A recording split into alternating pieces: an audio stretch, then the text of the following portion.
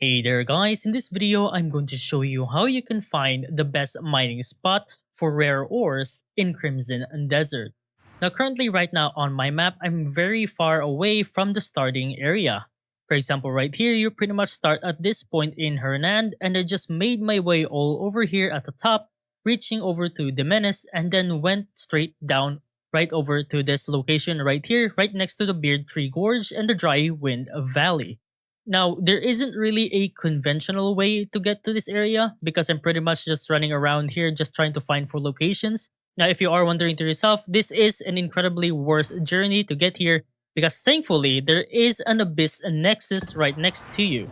Now, if I close my map, there's an Abyss Nexus right here you can use as a waypoint, and just right behind you is the area where all of the rare ores are located.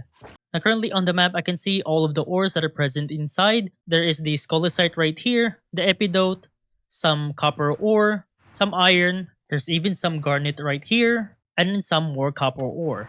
Now all you really have to do is go down from that little podium and you can see all of them just lining across the entire area.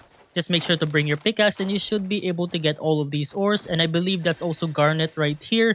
There's pretty much 3 nodes right there that you can collect. Pretty much just this little island is where you can harvest all of these rare ores.